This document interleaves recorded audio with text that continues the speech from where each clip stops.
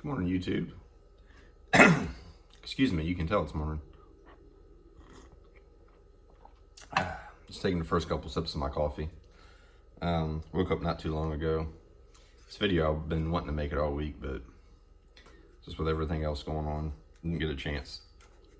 So I went to Bass Pro Shop on Monday and got actually two new knives. One of them I'll talk about next week, but it's a knife that is basically going away. That's the reason I got it. And this one I got because I've passed this knife up for a long time now, for whatever reason. I think and it sounds kind of weird, but the price scared me off because how low it was. I was just thinking it was going to be a complete piece of junk. Not that it's one of those $20 China knives or anything like that, but this is a made in USA knife. It was $59, so it's still in the $50 price range. And the other knife is basically 50 whatever, depending on what model you get. So it's still in the $50 price range. So, but there's two main knives that I really like, and I think that, you know, somebody that wants to get into knife collecting and you want to get an American made knife for 50 bucks, as far as folders go, you know, this is the two I would definitely recommend. Now there are, you know, of course, Case and Buck make more traditional knives and stuff like that that you can get, you know, but as far as the, you know, flipper knives or whatever, so to speak, and folders and stuff like that, that actually have a clip on them, these are the two that I would recommend. So I've actually been very impressed by this. And this is the Buck Select, or Sprint Select, I'm sorry. The Buck Sprint, and then they have a Sprint Pro with a bunch of different models on it that they've been making for a while now.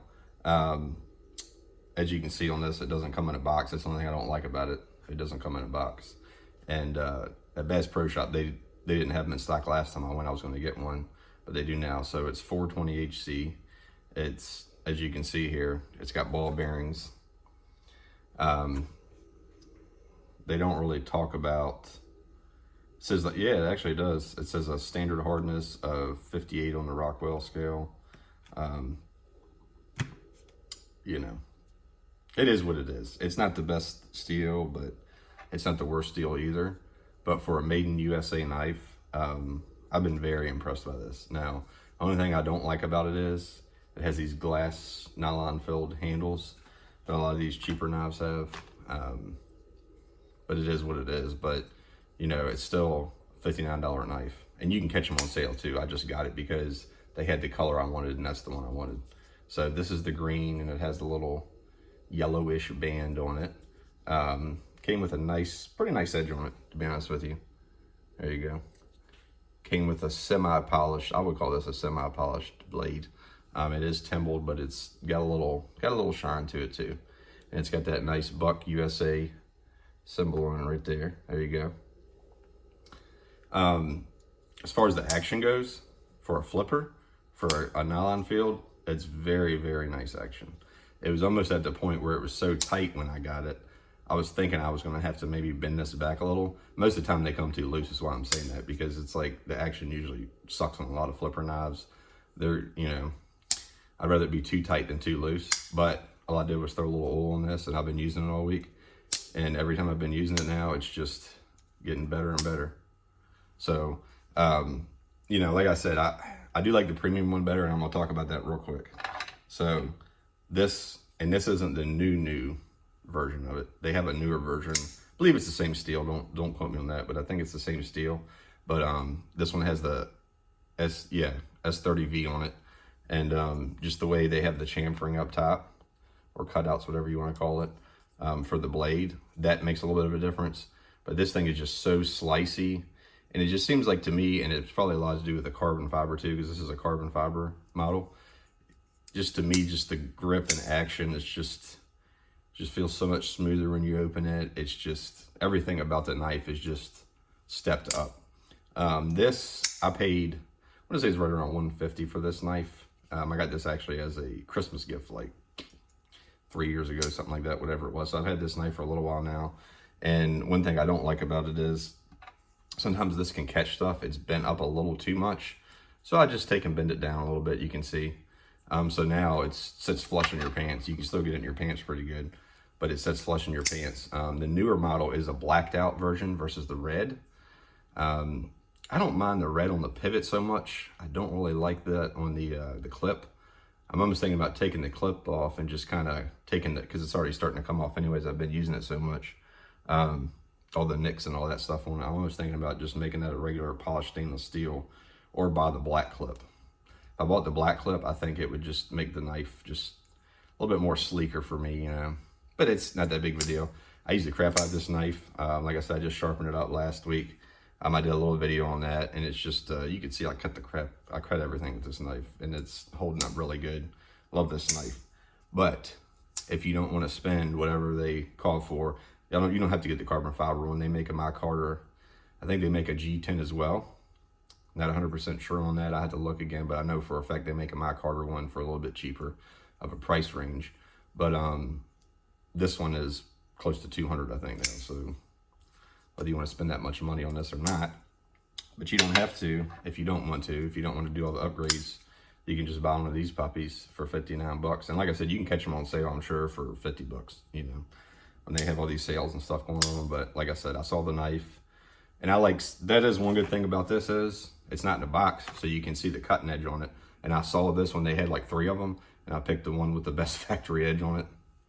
You know, you can do that when it's an open knife, so that's one good thing about it. All right, let's talk about the other knife I recommend.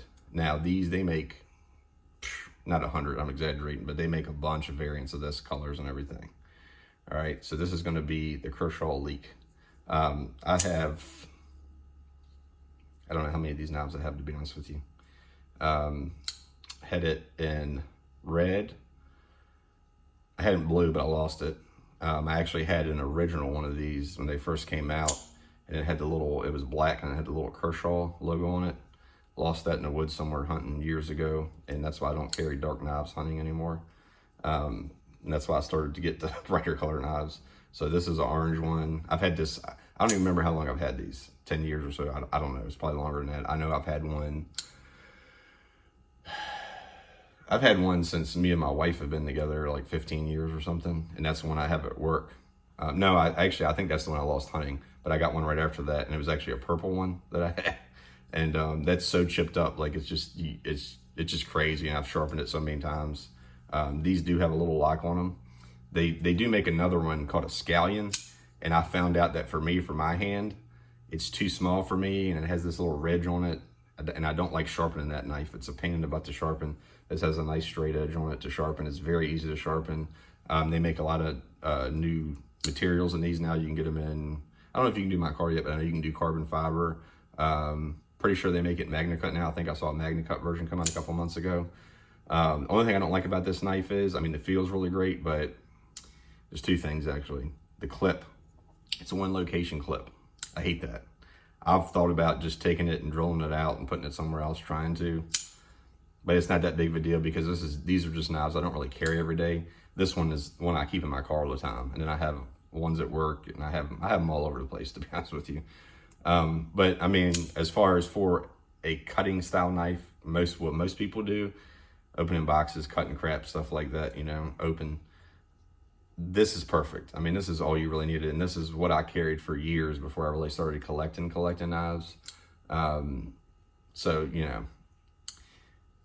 it's stuck with me, like all this the Columbia River knife and tackle knives I had before, and the SOG knives and all that stuff when I was getting into it. I don't have any of those anymore. I got rid of all of them, and I have all the ones of these that I haven't lost yet. And like I said, I still do have 1 scallion at work. I think it's a red one. But this knife is in the $50 range. You can find it for a little cheaper than 50 now even. And this is 59 bucks. So, these are the 2 knives I would recommend for USA made entry-level knives, if you want to call them that are in the $50 range if you don't want to spend too much. So let me know what your thoughts are and if you have these knives. And this is JC. We'll catch you guys later.